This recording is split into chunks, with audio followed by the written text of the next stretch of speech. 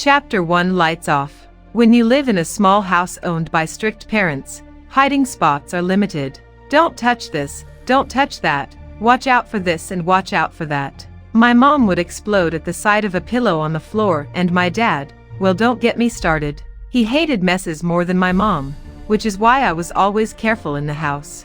I had lots of friends, but only one could come over, and her name was Abby. My mom and dad knew Abby was a clean freak, but they did not understand how reckless she could be when they weren't home, just like now. The wooden floor creaked beneath my bare feet. I tiptoed through the hallway as my brother, Caleb, counted to 20. 7, 8, 9, 10, 11, he shouted out loud. Abby, my best friend, grabbed hold of me, accidentally pushing me into the wall. Emily, where should we hide? She whispered into my ear. Without waiting for my response, she pulled me into the laundry room before I could even say a word. It was dark, and I couldn't see a thing. That's what made hide and seek in the dark more fun. Ready or not, here I come, Caleb yelled, running down the hallway and past the laundry room. I could hear his little feet stomping hard against the floor. Abby and I both hid behind the dryer, struggling to keep our giggles contained. The darkness played tricks on my mind. Shadows formed and spiraled around me, shaping into strange figures and sending my imagination out of this world. The dark was scary, very scary, but I loved the thrill of it. Abby took out her phone for a quick second. Using my hand, I covered the screen where she had been texting her father. He's going to find us if you don't turn that off, I said. She did as she was told, placing it inside her pants pocket. Quiet giggles escaped from our lips as Caleb rummaged around in closets. I pulled Abby's ear closer. Let's run to base. Abby stepped out from behind the dryer first. I shook my head because she was so gullible, always falling for my tricks. To win hide and seek in the dark, sometimes you had to eliminate those closest to you, and that's what I had to do. There was a door behind me that led into my parents' bedroom. While Abby stepped out of the laundry room, I snuck into my parents' room, closing the door behind me. There was a loud clicking sound when it shut, and I thought it would give me away. I sat against the door, fearing Abby had figured out my trick. I was alone in the darkness. I felt the surrounding nothingness. My mind started to play tricks on me, filling my imagination with monsters and creatures that could lurk through the darkness. I closed my eyes, feeling afraid, but I enjoyed it too much to get up and leave. Found you. I heard Caleb scream. You're it, Abby. Yes, I muttered under my breath. I ran out of the room and into the hallway to turn on the light. The look on Abby's face made me laugh. Caleb smiled and danced around, knowing he would not be it again. He had been it 3 times in a row. Abby looked sternly at me. Haha, hilarious. Come on, it was funny. I retorted with a smile. Abby, it's just a game. Abby continued to argue with me. You know this isn't the first time you've done that. It's the 100th. And the only reason he found me is because of you. That noisy door gave me away. You should be it. She pointed at me. I am never it. I'm the best when it comes to hide and seek. If anyone wants me to be it, they have to find me first.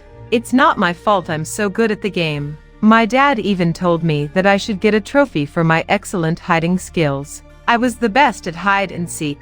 Everyone knew it. Look, I wasn't caught, you were. You should have heard him coming. I said, defending myself. Why are you so upset? Just step up your game. You act like our lives depend on this, on hide and seek. It's just a game.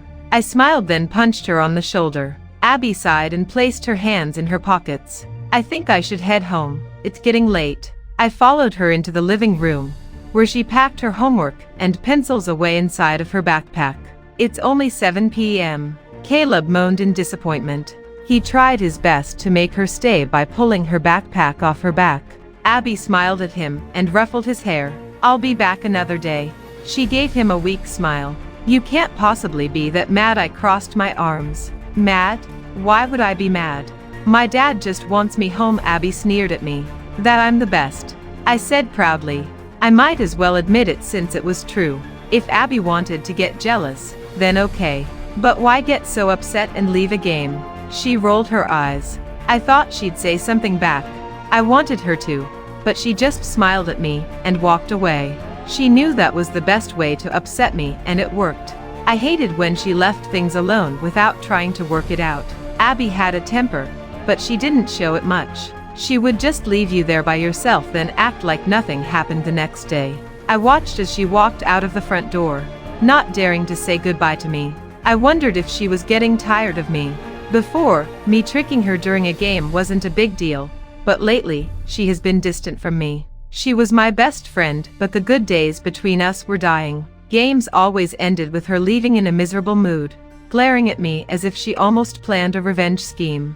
My parents said it was puberty. Abby was 2 years older than me. She was 16 and I 14. I doubted it was puberty. Whatever it was killing our friendship. She didn't come over as much as she used to, but one thing she could never turn down was a good game of hide and seek in the dark. Caleb ran up to me holding a small box of black hair dye. "Can you dye my hair now?" he whined. I snatched the box from him. "No way, little dude." I ran my fingers through my hair, and long strands of it fell onto the floor. "You don't want this to happen, do you?" He smiled, then snatched the book away from me. "I'll ask Mother when she comes." He stuck his tongue out at me. Caleb, being only 6, went into his room to play with his toys. He asked me to play with him, but I turned him down. I watched a movie on TV instead. My mother and father walked in, catching me red-handed not watching my brother. I hadn't heard them come inside. "Having fun," my dad said, unbuttoning his jacket while leaning against the corner of my wall. Mother smiled at me. It was one of those disappointing smiles. "TV off," she demanded softly. I was about to do so, but a movie called Murder was playing. I clapped my hands together. "I'm sorry, Mom. Can I just watch one more movie?" My father sighed, looking at the TV. "Horror films. You watch them so much that I'm surprised that you're not afraid of the dark." My mother laughed. She crossed her arms. Otherwise she wouldn't sleep with a nightlight. I stuck my tongue out at them playfully. Dad stuck his tongue out. "Good night, kiddo. See you tomorrow," he said. Mother blew me a kiss. "Love you. See you in the morning, dear." My mother grabbed his arm, whispering something in his ear almost as if she didn't want me to hear it. "Can you make sure the door is locked and the windows are closed?" He looked at her strange, then nodded. After they had closed the door, I got comfortable with my blanket and watched Murder. It was one of my favorite movies. It was about these teenagers lost in the woods. They would get murdered if they broke any of the rules that had been given to them by the dwellers of the woods. I sat back and enjoyed the movie. I would often have dreams of hide-and-seek games with my friends, but I wished I had a chance to play in a haunted house, forest, or an abandoned place like in the film. There was something about the thrill of it that made me want to try. As long as my parents were around, I would never get a chance to play hide-and-seek in the dark anywhere outside of the house. The only way that would happen is if they were dead, or if I moved.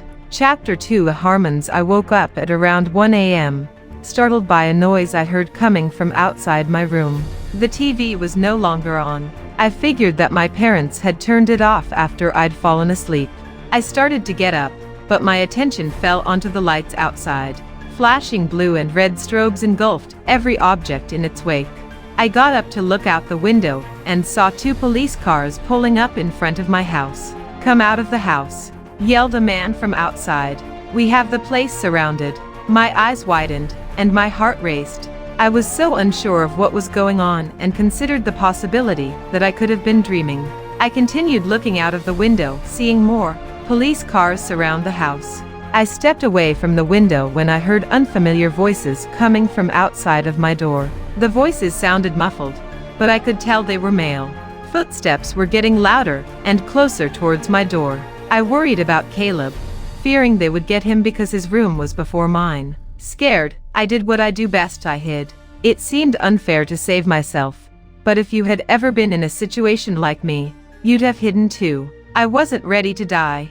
I wanted every chance to save my brother and get back to my mother and father. I flinched at the loud crackling sound of gunshots being fired from just outside of my door. 2 more powerful shots made my ear ring for a few seconds. Not wanting to hear any more shots, I rolled underneath my bed and pressed my hands against my ear, crying, wishing I could be curled up in my parents' arms. Caleb and I climbed into the back of a police car. The sun hadn't risen yet. Nurses and cops walked beside two bodies that were separately strapped onto rolling carts and encased inside a dark body bags. More policemen walked out of our house, followed by two strange men that were handcuffed.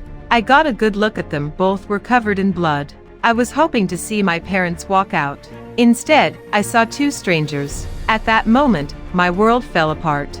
My parents never walked out of the house. I didn't realize it right away, but I was crying. It hit me all at once. I furiously began beating on the window, which caused Caleb to wake up with fright. Helpless screams for my parents flew from my mouth.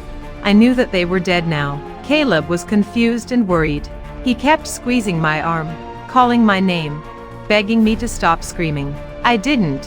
One of the cops stepped inside of the car. In a stern, emotionless tone, he told me to stop yelling and that everything would be okay. I calmed down for his sake as he started up the car and drove away from our home. Caleb grew impatient and pushed me for answers as to what was going on. I didn't answer him though. I didn't have one that was good enough for him. The only thing that I could do was to wipe my tear-stained face and wait until we had arrived at our unknown destination. I was tired. I was cold. I was scared. I sat in a room with a woman and a cop who asked me millions of questions. First, they addressed me about the people who broke in last night. The police told me that I had slept through the whole thing, that two men broke in. My dad woke up thinking it was probably Caleb or me, but was shot by the intruders. My mom called 911, but shot during the call. It was one of the most strangest calls we'd have ever gotten, a cop had told me. She said that her kids were in danger, and someone was after them. Protect them was the last thing she said. I didn't find anything strange about until the cop added on. She could have just told us someone was in the house, but now we have to investigate more. She could have known them. The cops didn't know the men's motives for entering the house, and that was something that angered me. The only thing they said was that they didn't know why or how they got there. We were just there with guns. Then all of this happened. That's what the monsters said. After informing me of all of that, and me crying for another 20 minutes, we talked about my other relatives, the ones that were still alive. The cops had to make a bunch of phone calls because guess what? We had no relatives to live with. My grandma and mother hated each other, so we had no contact with her, ever. She also lived in Alaska, so she wasn't really an option at the time. My uncles and aunts weren't stable enough for us to stay with them. I had fallen asleep at the desk. I was awakened by two police officers who I was told would be taking me to my new home. My new home, with new foster parents. Apparently, during the hours I was asleep, the cops were able to find someone for us to stay with. The people were on my parents' will. Well, their first will. The police said they had found it in an old suitcase. The new will was never finished, so the cops just went with the old will. Caleb and I would be staying with the Harmons, my mom and dad's old friends. They had gone to school with my parents, and we had visited them a few times. I knew their daughter too. I forgot her name, but I remember that we were the same age. They used to come over to our house when I was young, before Caleb was even born. After that, they never came over again. I didn't know why, but I remember the day my mom snatched me out of the Harmons' house, and we never went back there after. Now we were about to live with them. The Harmons, our new family.